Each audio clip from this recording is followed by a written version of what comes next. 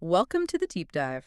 Great to be here. Today we're really digging into a core idea for anyone involved in business. Doesn't matter if you're just starting out, sketching ideas, or, running something more established. Hmm. We've been looking at the work of Kenton Patterson, specifically from the Future TechWise blog. Right, his concept of the business blueprint. Exactly. And our mission today really is to unpack what that actually means and, crucially, why Patterson thinks it's so vital for you, the listener, building a better business future. Absolutely. And Patterson lays out a pretty compelling case for it. We're aiming to, well, dissect his ideas and see what they mean in practice for people out there navigating the business world. Okay, perfect. So let's just jump right in. This business blueprint, what exactly is it according to Patterson? Well, at its core, he calls it a comprehensive roadmap. But interestingly, he stresses it's a living document. Living, meaning it changes. Precisely. It's not something you write once and then, file away. It's meant to evolve with the business. It guides you from the initial vision right through the execution phase and even into long-term growth. It's this sort of dynamic, overarching guide. So it's not just like a standard business plan with forecasts and market analysis. More than that. Oh, definitely more. Patterson argues it pulls together your overall strategy, your core mission, the fundamental why you're doing what you're doing, and even the nuts and bolts of operations. Okay. It's about having that complete picture, that kind of 360-degree view of how everything fits together. He uses a really good analogy, I thought, about building a house. Could you maybe walk us through that? Yeah, sure. It's quite effective. Patterson puts it like this. Yeah. You wouldn't just start randomly stacking bricks if you're building a home, would you? Uh-huh. No, probably not a good idea. Right. You'd need an architect first to draw up detailed blueprints. And those plans cover everything: the foundation, the structure, where the electrical wires go, the plumbing, all of it. His point is building a business. It demands that same level of, well, careful planning, that detailed foresight. The business blueprint is basically that essential plan for every single stage. Okay, I think I've got the concept now. It's this foundational evolving guide.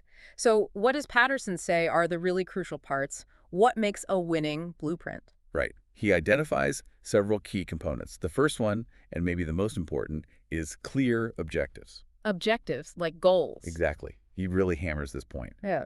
The blueprint has to define what success actually looks like for your business specifically. So it could be different things for different companies. Absolutely.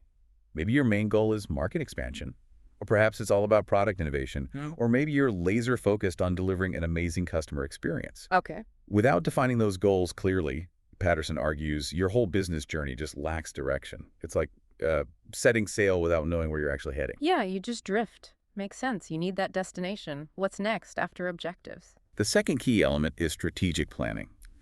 A good blueprint isn't just a wish list, right? It's got to be rooted in solid strategy. Okay, strategy. What does that involve? Well, it means doing your homework.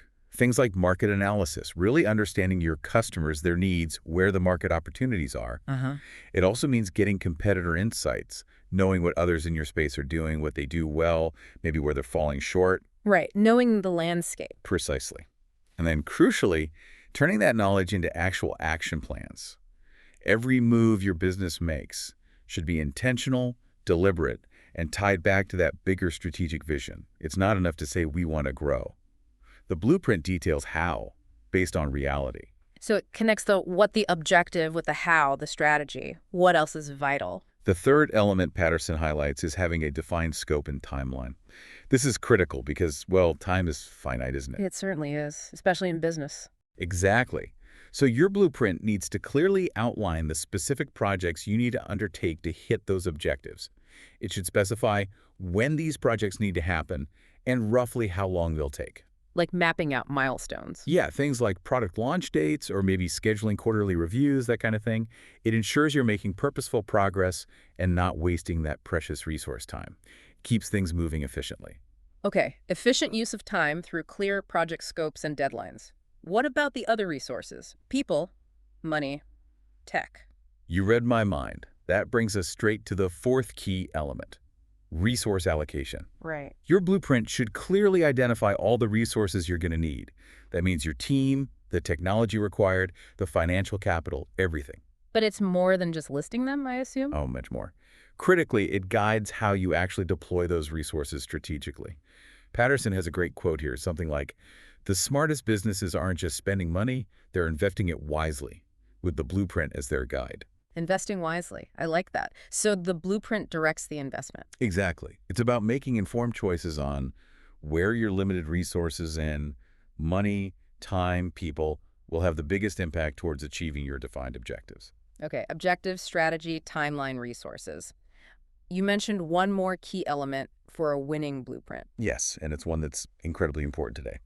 Website alignment. Ah, the digital front door? Precisely. Yeah. Patterson points out, quite rightly, that your online presence is often the very first interaction someone has with your business. True. So the blueprint needs to ensure your website isn't just, pretty to look at, though that helps.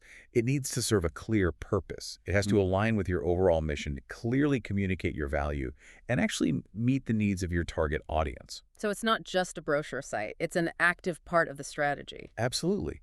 Think of it as a core piece of your business ecosystem, not some kind of digital add-on or afterthought. It all seems very interconnected.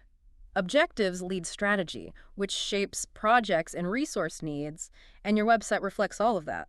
You've got it. That's the Right? idea. Now, Patterson also mentioned something called a blueprint mindset. What's that about? Is it different from just having a blueprint? It is, slightly. This is where he really broadens the idea out. He stresses that this whole blueprint concept isn't just for startups or tech firms. Right. He argues the core principles apply everywhere. From a solo freelancer right up to a huge multinational corporation, it's universally applicable. And he connects it to project management somehow. Yes, exactly. He said something along the lines of, in project management, a blueprint is more than just the project plan itself. It's the overarching vision. Okay, explain that a bit more. Well, think about it. Inside any company, you'll have lots of individual projects, Yeah. each with its own plan, its own timeline, right? Yeah. The business blueprint provides the bigger context. It's the why behind every single one of those projects. It makes sure that all those separate efforts are actually pulling in the same direction, contributing to the larger shared goal defined in the blueprint. Ah, I see. So it prevents projects from becoming isolated silos. Exactly. Patterson believes this fosters unity within the team, clarifies what the real priorities are, and ultimately builds momentum towards achieving that big picture vision. So having that blueprint mindset is about always kind of checking back, making sure daily actions align with the grand plan. That's a great way to put it. It's about that constant alignment we talked about, making sure your long-term vision, your current actions, and your execution are all linked and guided by that central blueprint. This focus on intention seems really central to Patterson's thinking. He also talks about purpose beyond just, well, making money, doesn't he? He does, and is a really important part of his overall message. He points out that, yes, financial success matters, obviously, but the businesses that truly last, the ones that make a real impact, are often built on something deeper, a sense of purpose. Building something meaningful. Exactly. Creating something that delivers real value, something that resonates with the people inside the company and the customers they serve. It's about sustainability and impact, not just profit margins. He had a quote about that, something about the future. Yes, a powerful one. The future belongs to those who build with intention.